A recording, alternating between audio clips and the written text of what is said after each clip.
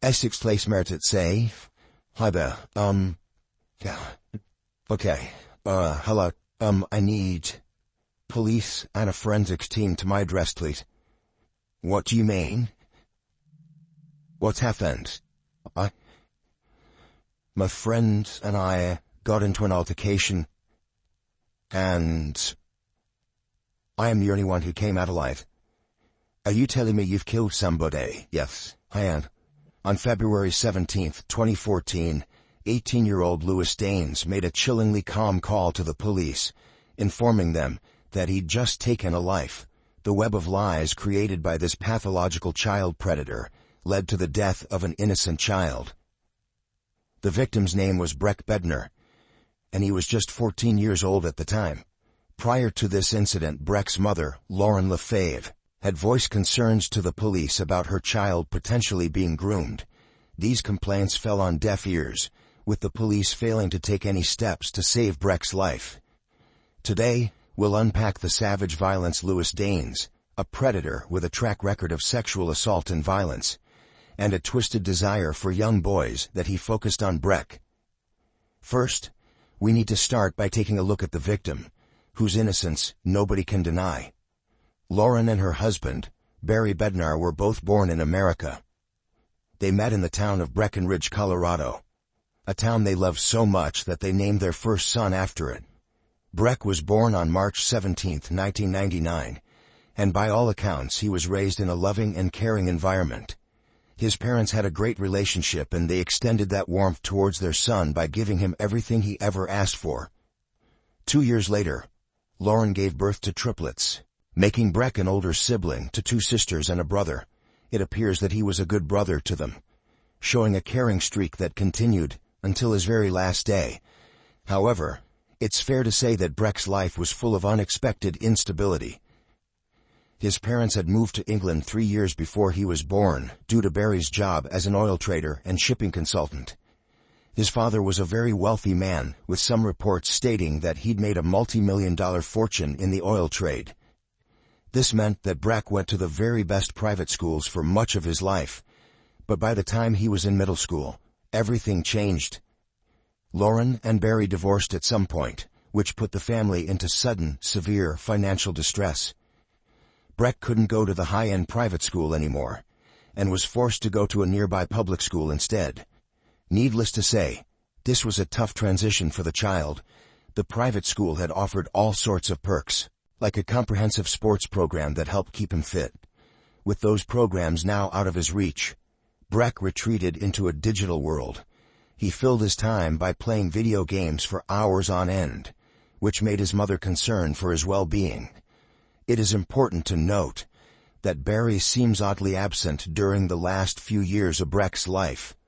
The shift to a public school suggests that Barry wasn't giving his ex-wife and children the same level of financial support anymore, which may have resulted in tension between the former lovers that their children inevitably noticed.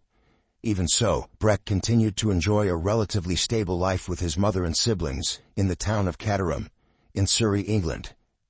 Today's video is sponsored by Aura, and it's a really important time to be talking about them, because hackers may have stolen the social security numbers of every American. Over 2.9 billion records were stolen from National Public Data, which offers personal information to employers, private investigators, staffing agencies, and others doing background checks. These stolen records include a person's full name, address, date of birth, social security number and phone number, along with alternate names and birth date. And members of the hacker group have reportedly released this information for free online. If you weren't taking precautions with your personal information online before, this should be a huge wake-up call. You've never been more vulnerable online than you are right now. But I'm not too worried about it because I use Aura. Aura alerts me if they find my phone number, email, or social security number on the dark web. They're going to let me know fast if anyone tries to use this information to access my credit or bank accounts. They give me up to $5 million in identity theft insurance, should the worst-case scenario happen. They also provide a bunch of other features to keep you safe online, all inside one app. You can go to my link aura.com/into the deep to try 14 days for free. That will be enough time for Aura to find out if any of your personal data is exposed. I highly recommend you do this right now, because not only is National Public Data not going to do anything to help you, they probably aren't even going to face any repercussions for this leak. I'm not leaving myself and my family vulnerable to data breaches. And if you don't want to either, you can go to aura.com/into the deep to try 2 weeks for free. Even though he didn't have the same level of privilege, he managed to settle down in the small town of about 20,000 people and developed an interest in technology. Based on reports from his family members, Breck had a natural aptitude for fixing things. As a child, he was often seen carrying around a toolkit, saying that he was mirroring his role model Bob the Builder. This blossomed into a genuine talent as he grew older, but Breck wasn't selfish about his skills. Whenever someone in his family faced a tech issue, Breck was always ready to step in and lend a helping hand. And if the family statements are anything to go by, he offered his support freely and tried teaching less tech-savvy relatives how to use their devices as well. But it turns out that there was a darker side to Breck's love of computers. As we've previously stated, he'd started to disappear down a rabbit hole of online gaming after switching schools. His mother did what she could to get him outside and keep him active, such as enrolling him in the Air Training Squadron, where she hoped he'd learn the value of discipline and hard work. Unfortunately, Breck had already started walking down the path to destruction by this point, and it was through no fault of his own. His love of online gaming was a positive influence at first, allowing him to spend more time with his friends after coming home from school. It's possible that this was the only way he could stay connected with the friends he'd once known in private school. But regardless, the internet can be a wild and scary place, especially for a 14-year-old who doesn't know any better. It's full of dangerous people that would like nothing better than to exploit a child. This brings us to the other focus of the story, Louis Daines, the man that would eventually take Breck's life in a brutal attack. The first thing you might notice about Daines, who was 18 years old at the time of the incident, was that he looked much younger than he was. His baby face may have actually made him seem non-threatening, allowing him to get closer to his victims than a more mature-looking individual might have managed. Nevertheless, Daines turned out to be a cold-blooded predator, although the story of his life might help us understand why he ended up like this. Unlike Breck, Louis Daines never had much stability growing up. As an only child, he didn't have the kind of support you'd get from siblings. To make things worse, his parents got divorced when he was very young, and he was shuffled from home to home over the next few years. He lived with his mother and her new husband at first, but that arrangement didn't last long. His stepfather got a job overseas, and it appears that his mother didn't want to bring a reminder of her failed marriage along for the ride. Daines then moved in with his father, only to be kicked out of that home as well. The reasons behind this are unclear, but we do know that Daines eventually started living with his grandparents. The constant struggle to find a home, not to mention the feeling that no one really wanted him, absolutely wrecked Daines' mental state. He developed a habit of lying about the tiniest of things, often to impress people and make them his friends. Daines also had a knack for computers, much like his eventual victim, but this was a fact that he played up to extraordinary amounts in his conversations. He made unbelievable claims about his skills, which would factor into his ability to gain Breck's confidence down the line. In the years leading up to their fateful online encounter, Daines showed time and time again that he wasn't just poorly adjusted, he was straight-up dangerous as well. He had a tendency to harass other boys, show extremely inappropriate sexual behavior, and refuse to take no for an answer. This culminated in a 2011 incident in which Daines allegedly sexually assaulted a 15-year-old boy. There was evidence of the crime, and the victim was willing to step forward, but Daines managed to escape justice simply because local police refused to file charges. This would be a recurring pattern in Daines' criminal activities. Every time he'd do something unspeakable, the police just wouldn't step in for some reason. Could his baby face have had something to do with it? There's a chance that the police looked at Daines and saw an innocent child that didn't know any better. But as we'll soon reveal, These childish looks hid a homicidal rage beneath the surface. One thing that investigators eventually learned about the culprit was that he had enormous, insatiable sexual appetites. We've already established his perverted preferences, but it bears mentioning that he couldn't get enough of them. Apart from the one assault victim that we already know of, Danes allegedly had a collection of horrific, illegal videos that depicted minors. In his desperation to satisfy his urges, Danes also made a habit of preying on boys much younger than him. By 2013, the culprit had moved out of the home of his grandparents and started living alone in a flat in a town called Grays. Situated in the county of Essex, this town was about 30 miles away from Caterham, where Breck lived. In early 2013, a chance encounter set a year-long sequence of events into motion. These events would conclude with a bloody crime scene and the death of a boy that had no chance against a ruthless predator like Danes.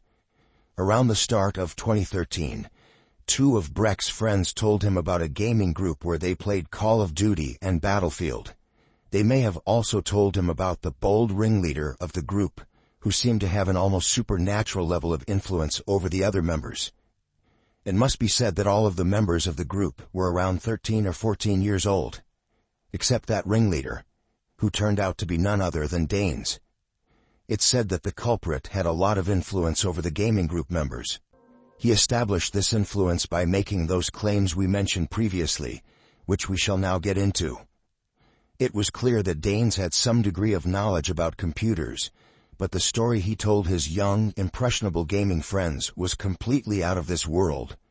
For starters, he claimed that he was a millionaire computer engineer living in New York, and that he earned his fortune by selling software to the U.S. government.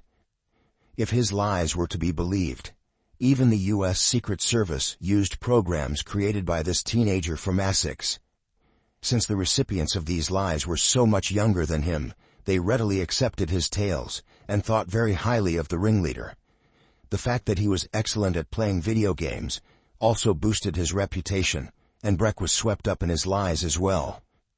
He was especially impressed when Danes claimed to have made $2 million off of Bitcoin, with the culprit further saying that he donated all the profits to Syrian refugees.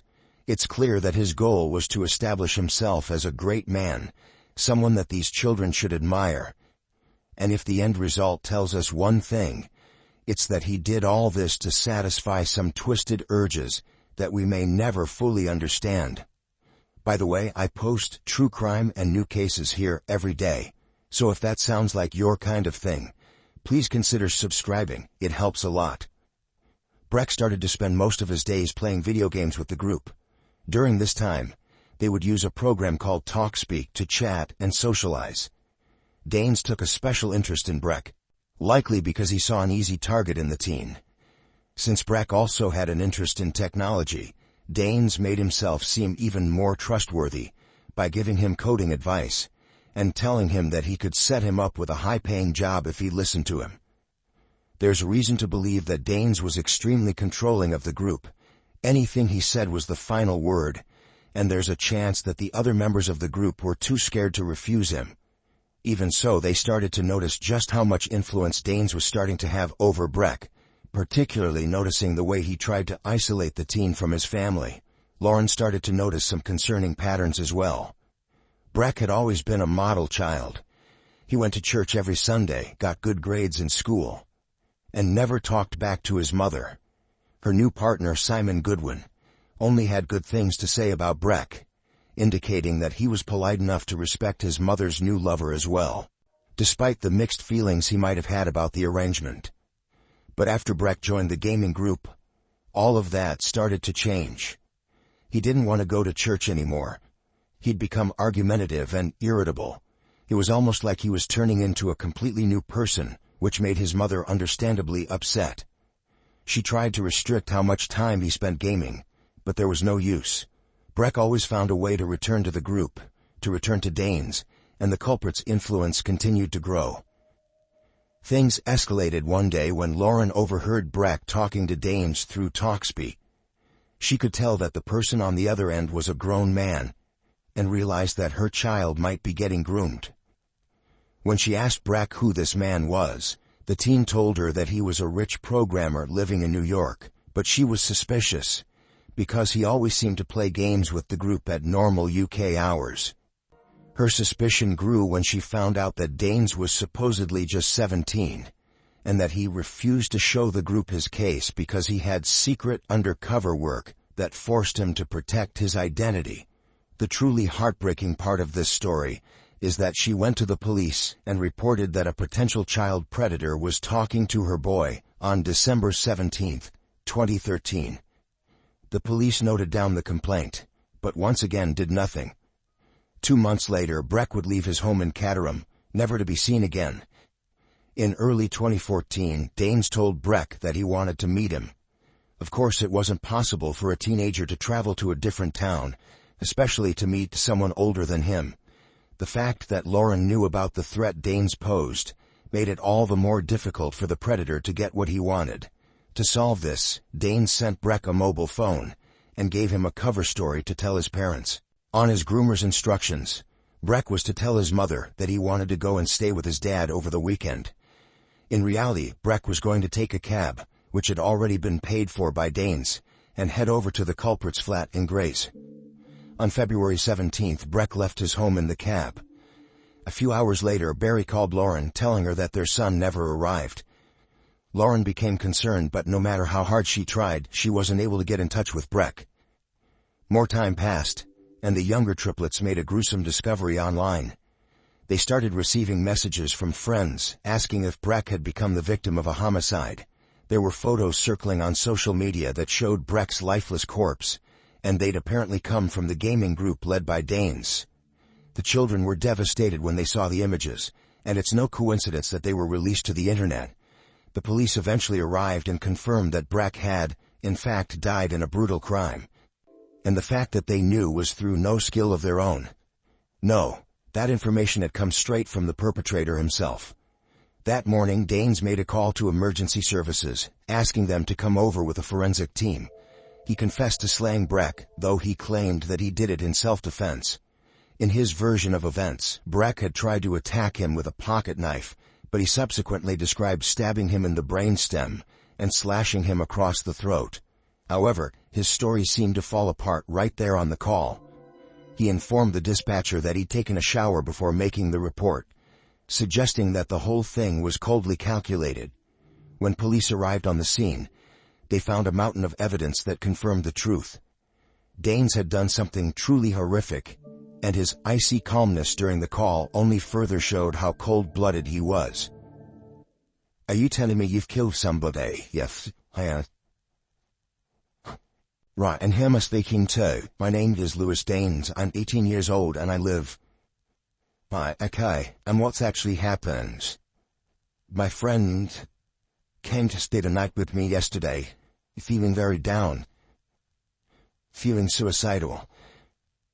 And I woke up this morning, he was in a mess. I tried calming down.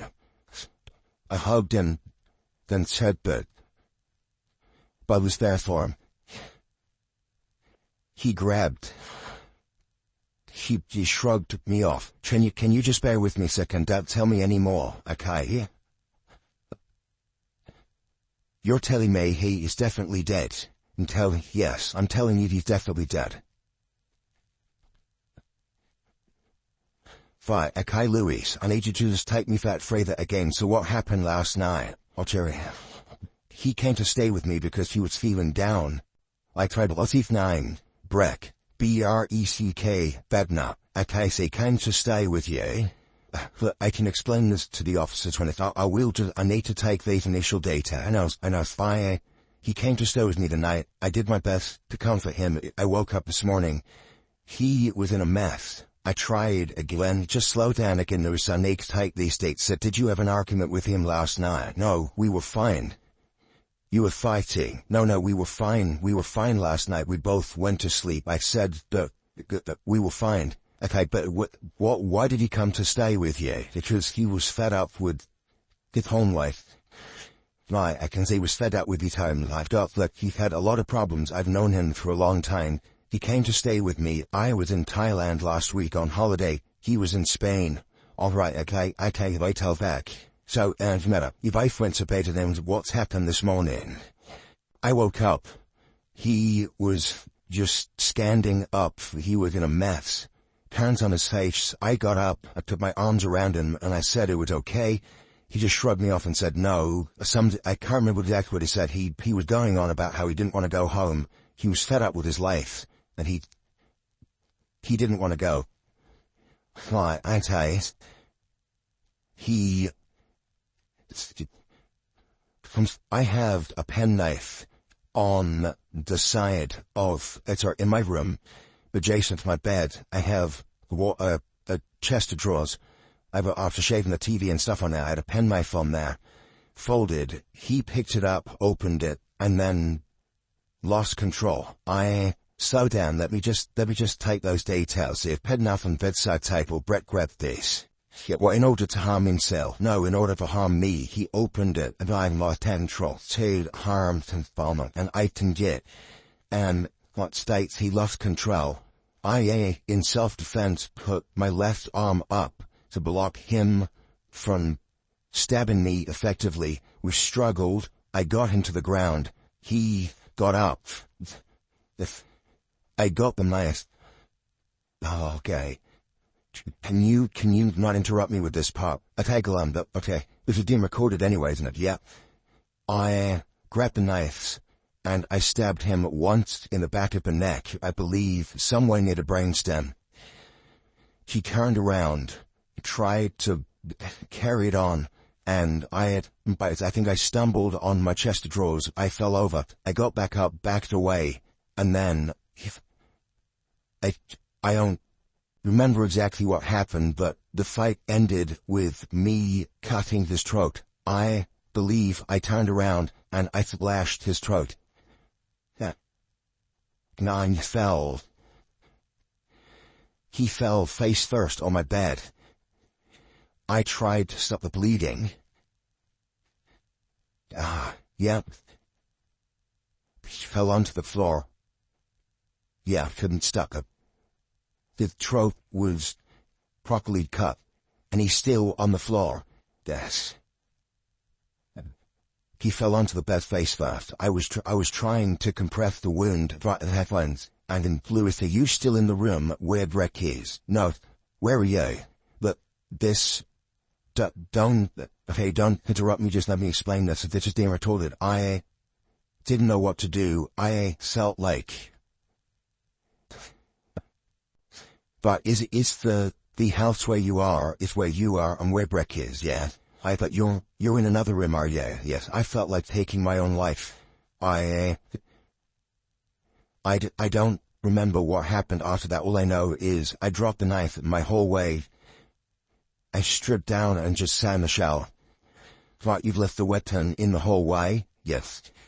And I spent how long sitting in the shower? I don't know. Are the police on their way? I think yes. They are. I'm not gonna go and do my pop feet. Thank you for your help. But just listen. First, there was the fact that Breck had been tied up with duct tape. When police examined the body further, they saw signs that he'd been sexually assaulted. It seemed as though Breck had had a truly brutal night, and after committing such a heinous act, he'd taken steps to conceal as much evidence as possible. Part of this involved taking a shower to remove the massive amounts of blood. But beyond that, Danes had wiped all of his hard drives and submerged them in water, hoping that this would obscure his perverted sexual history. With so much evidence in his apartment, the police were able to charge Danes with the homicide of a child. He seemed in no hurry to defend himself, pleading guilty to the crime in court and getting sentenced to 25 to life in the process. Circling back to the self-confession, Danes frequently asks the operator not to interrupt him. He knew the call was being recorded. There's a good chance that he saw this as his chance to shine. He wanted the spotlight, to tell his story, to be seen as someone vicious and unstoppable.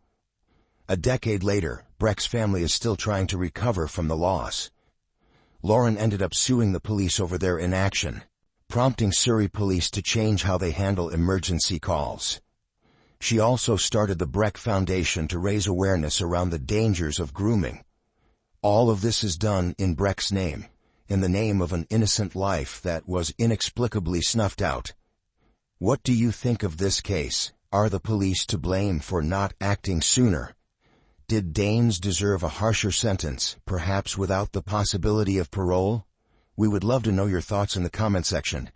If you like the way we create these videos and you want to help bring more cases like this to light, hit that like button and subscribe for more deep dives.